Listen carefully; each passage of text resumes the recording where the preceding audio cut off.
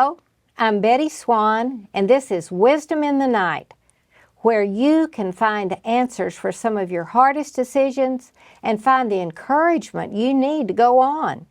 Tonight we have a great guest. He is a former pro football player, a motivator, and he's a pastor. His name is Shino Prather. Shino, welcome to the show.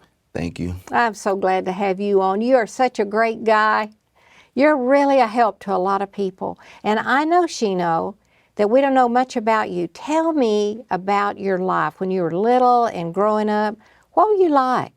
Well, I grew up in Texas, in Dallas. Hooray, Texas. That's right. That's right. My mother and my stepfather raised me. It was a difficult upbringing. Unfortunately, there was a lot of abuse and drugs and alcohol in the home. But along the way. And your mom was a young mother too, wasn't she? Yes, young mother. How old was she when she had you? You know, my mother had me at the age of 16. Yeah. And so, you know, that's a choice she made, and it was a great choice to. Yeah, because here you are. That's right. That's right. And you know, I always encourage people that are in circumstances and situations like that is to always think about the positive thing that could happen out of the entire scenario. But my mom did, and had a grandfather that just kind of stepped in, and the old country saying was, you know, you made your bed hard and you're going to lay in it. And she did a great job and raised a man. But growing up in Texas, it was all about football. It was all about sports. And I was able to go out there and perform at a high level. By the time I was a senior in high school, I had all the colleges across the country looking at me. Wow. And wanting me to come play. Along the way, family had to hit a bump. You know, my parents separated and went through a divorce. And so growing up, you know, you grew up a little bitter, a little angry. Life threw a wrench, but it doesn't mean that you quit and give up. And so I ended up getting picked up out of college, or to go to college at Penn State University. And a lot of colleges wanted you? Yes. Why'd you pick that one? My mother, once again, on Wisdom of the Night. And so my mother had wisdom. And she said, you know, it's about education. It's not just about going and playing football. And a lot of these teams and schools are offering the opportunity to play pro ball and college football, but they never could come back and say, you know, if his knee blew out or if he hurt his shoulder, is he still going to be able to keep a scholarship? And only one university was able to guarantee that. And so when Penn State said, yeah, he can continue to play, my mom was like, you got to go. So who was the coach? Was it Joe Paterno? Yeah, Joe Paterno was there. And, did he come and meet your mom? He did. You know, and that was a great honor for him to fly all the way down from Pennsylvania to Dallas, Texas, and to sit on my mother's couch and to talk to us and encourage me about football and education. So that was a great honor. And he was a wise man and was able to communicate exactly what the experience was going to be like, and it was.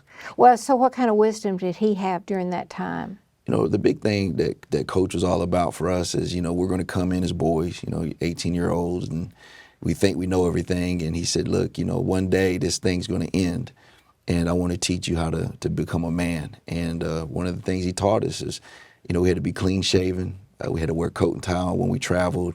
He'd always put us in some of the best hotels in the country when we played on Saturdays, and taught us how to interact with people from different ethnicities and different backgrounds and cultures. And he said, you know, one day this game will end, but you'll have to go on in life and begin to tackle the world. And so he prepared us for that. And he's real big on getting a degree, right? Yes. Yeah, I've heard that.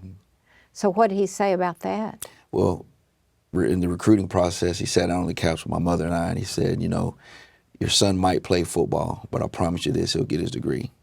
And that was guaranteed, and so I did. I graduated. And did you have a really good career there playing football? I did. We won a national championship in '94, which, you know, that's what you play college football for. You know, you want to play in the big time, and so we did that. We played a lot of big bowl games. One of my highlights of playing college football was got to play against my best friend in high school. And he and I played on the same high school football team. He went to University of Texas. I played Penn State, so we ended up playing in the Fiesta Bowl. Wow. For one what New was Year's his name? Mike Adams. So when you saw each other out on the field, What'd you do? Did you Well, did you grin at each other, or did you just ignore each other? What'd you do? Pre-game, we were fun and having a good time with each other, but on the field, it was all A business. total different It was thing, all wasn't business. it? Totally Yeah. different. Yeah. Yeah.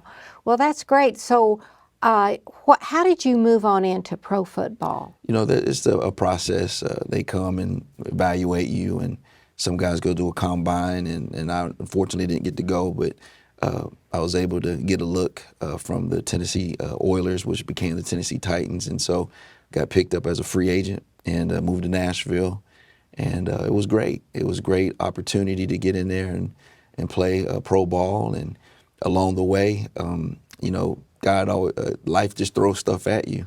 And met a friend that I played against in college. Name was Chris Sanders, and Chris sat me down. He's just saying, if you want to make it in this league, you're going to have to learn some things. And I didn't really understand what he was talking about, but he talked about being a professional and how you conduct yourself off the field as well as on the field. And he kind of took me under his wing and followed him around like a little puppy dog, just trying to learn and get wisdom from him. And along the way, he asked me a pretty stiff, strong question about did I know Jesus?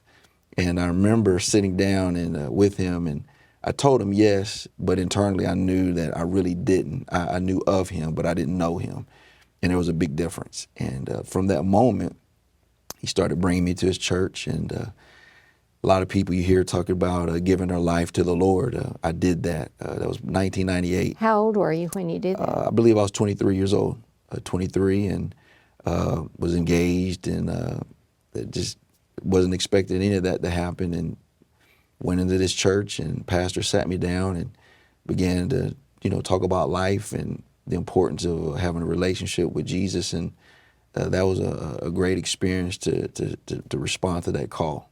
And did you move on into other football arenas Yes. after that? Yes, Even though your life had changed, you yes. stayed with that career. Yeah. Along the way, ended up getting married, had my first child, and during that process of becoming a family man, I also pursued my career and ended up in Europe.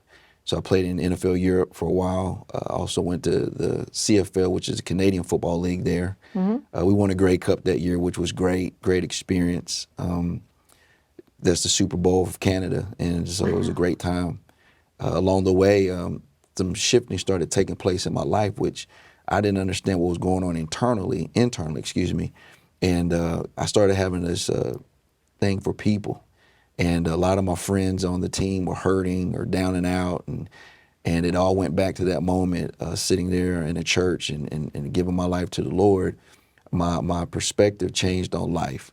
And it was more about people now, and started leading some of my teammates to the Lord. And their lives started changing. And everybody along the way started asking me, are you sure you're called to be a football player?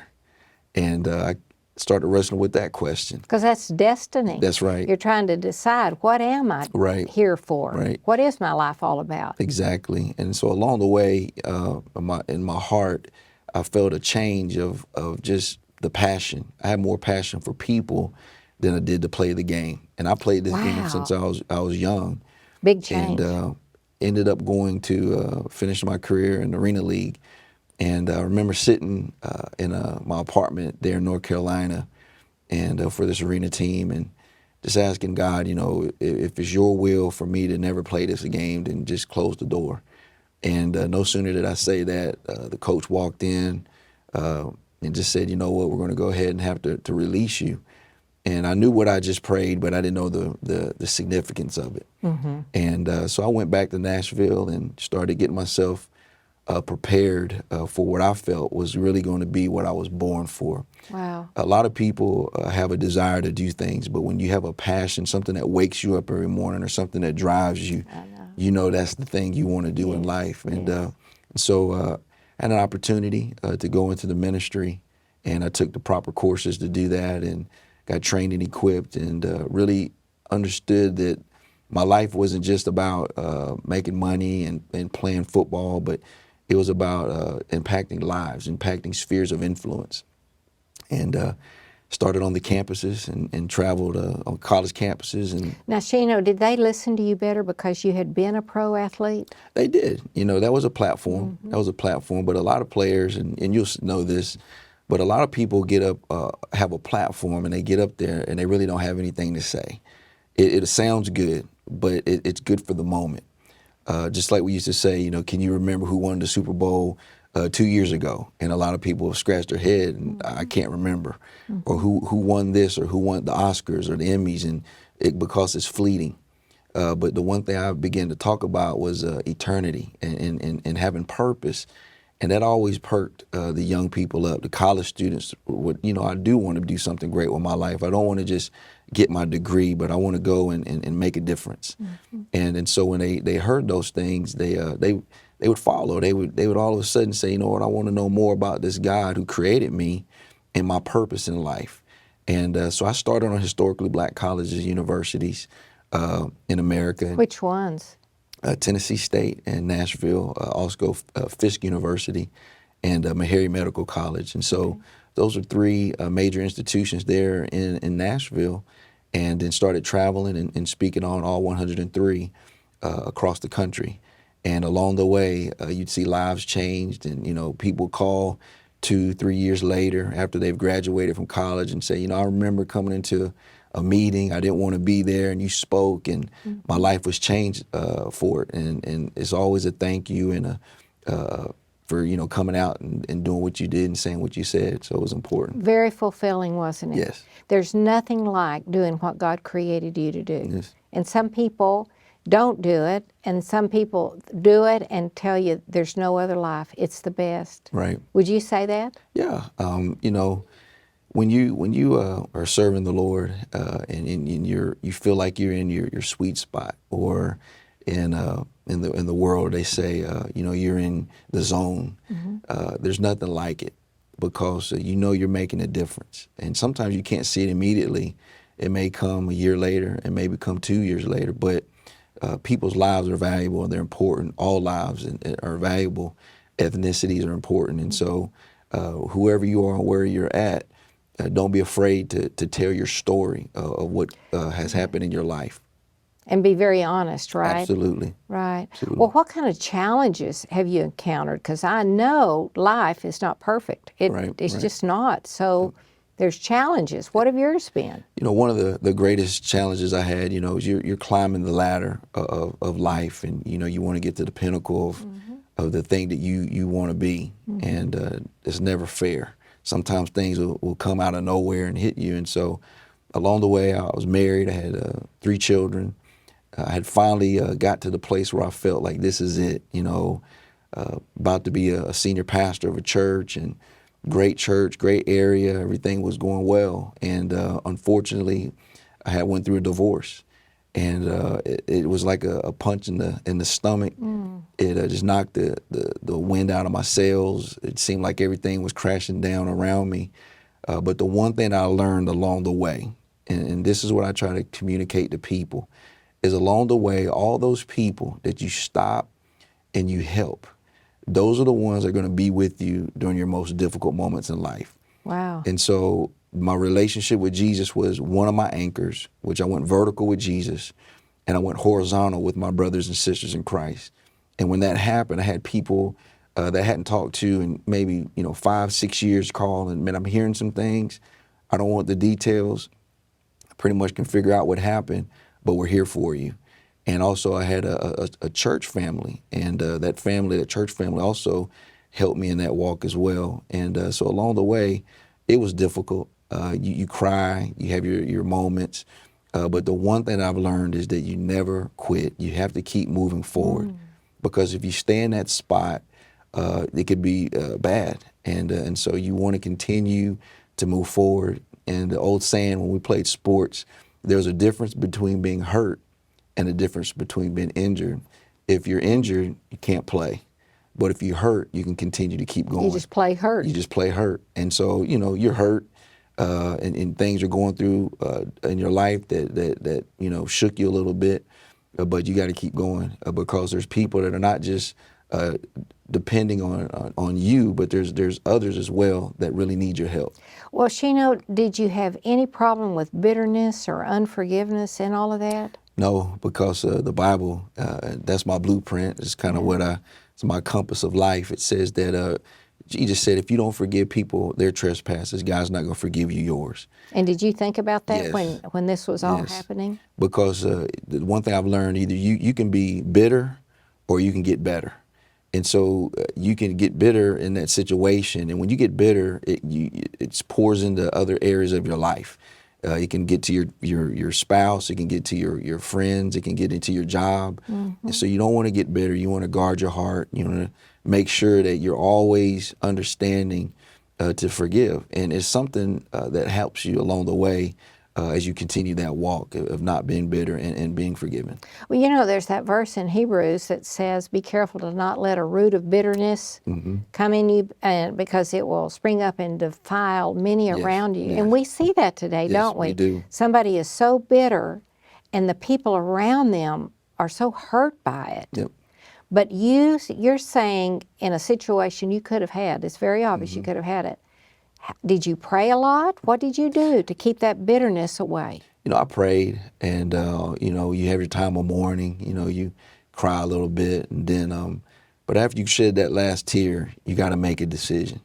And I tell people, life's about choices, and you can either choose to do right or choose to do wrong, and there's consequences to that. And I chose to do right, and I just went around and I talked to people. I sought out people.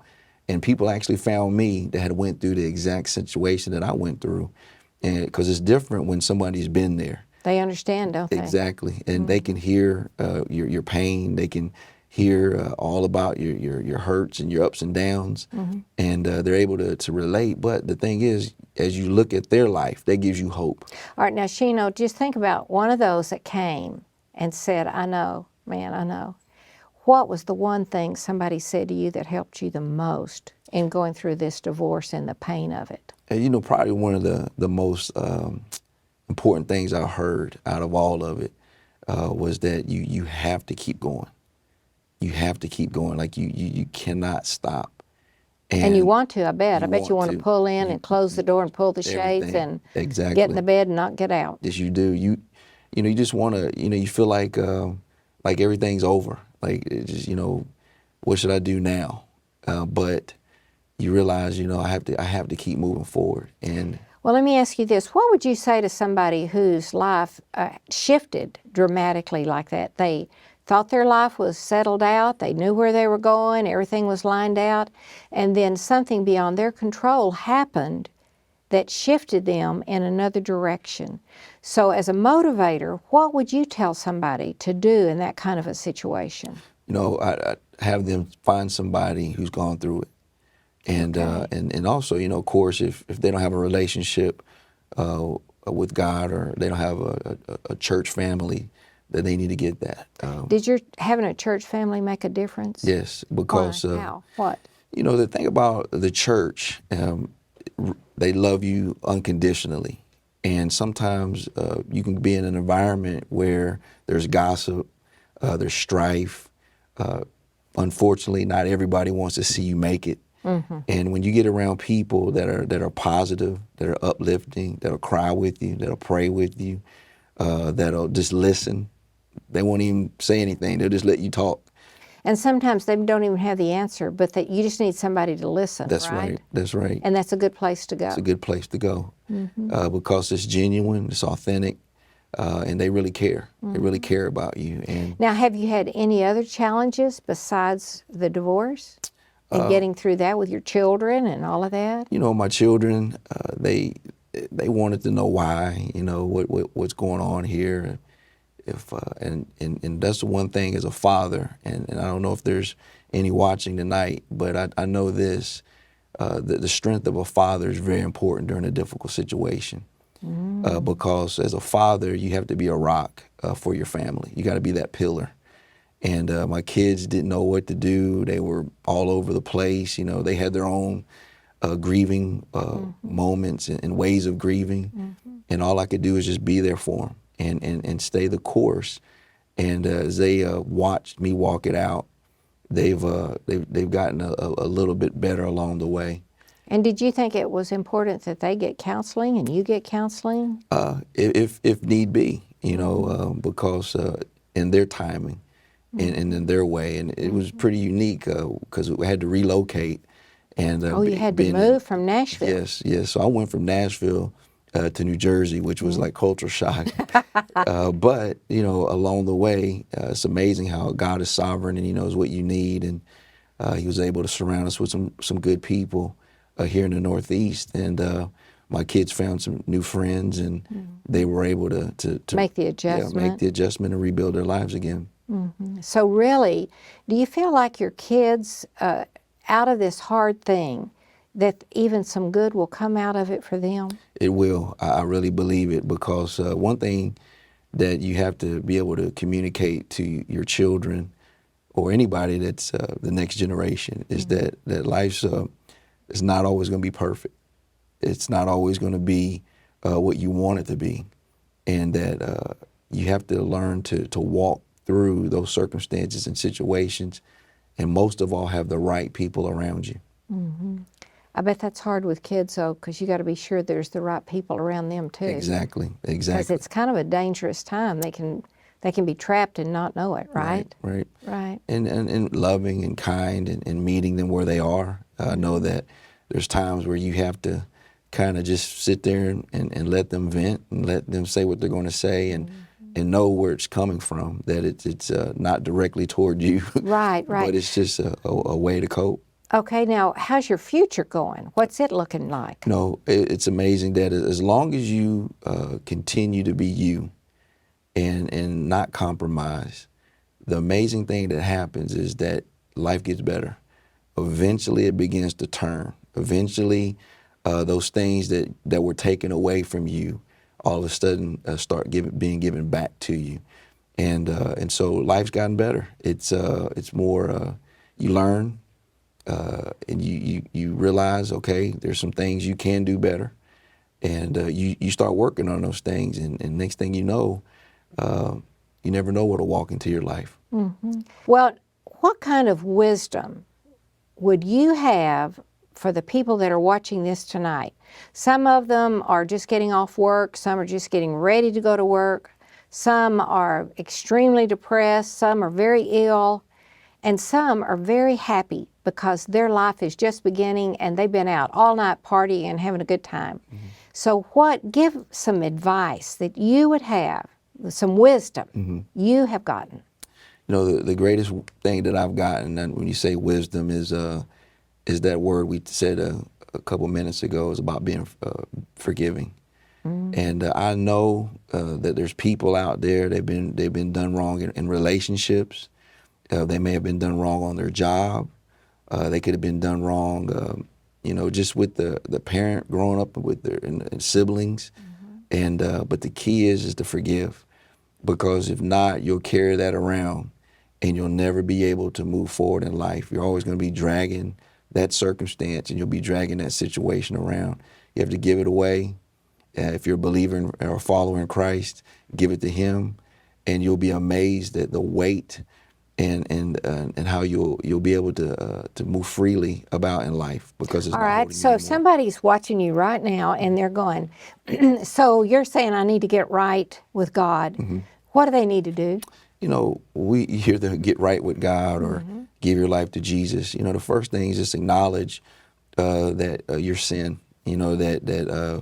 That you're not perfect. That's not hard for most people. Exactly, but we're all born sin with sin, and we all need a Savior. And according to what I believe, Jesus is the way. He's the truth.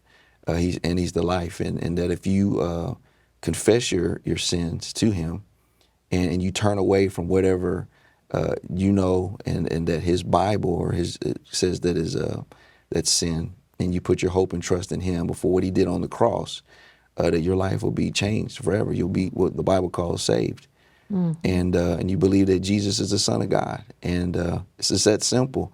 Sometimes we make it complicated, but it's just acknowledging those things and saying, you know what, I want to follow you. Well, we're just so glad you come. It's great. Thanks for having me. So I want to tell you, what this man's talking about is a man's man. He is a man that could have made any choices with his life. He could have gone a lot of different ways, and yet life had a way of coming in on him and crashing and causing him to crash and burn. And yet, look at him now. So those of you that are watching and you're saying, if you knew what I have gone through in my life, Betty Swan, you would think there's no hope for you. But I'm telling you, there is a God who loves you. He has a wonderful plan for your life. He intends to do it if you'll let him, and it will be better than anything you can do for yourself. In fact, I want to tell you a little saying I live by. Think about this. If you do it for yourself, you'll have some success. But if you allow him to do it, he will place you in realms you never dreamed of. I am living proof of that, folks. I can't even begin to tell you the things that have happened to me. My deepest desires have come, and then way beyond that. And then I know the Lord, and you can know the Lord. And for those of you that are watching and you're saying, I don't even believe in God. I don't even believe any of this is even real. Well, let me tell you what to do. Just pray and say, Jesus, if you're really alive and you're really the only Son of God, somehow, some way, prove it to me. Show me. And he will, because he wants to help you. So just try that little prayer and see what happens. Even if you're saying to yourself, I don't believe this. I don't believe these words. Say it anyway. What do you have to lose? And I want to thank you so much for tuning into this show. It wasn't an accident that you turned to this channel tonight. I hope you received some wisdom that you needed and that you have a great rest of the night. I'll see you next time. Bye.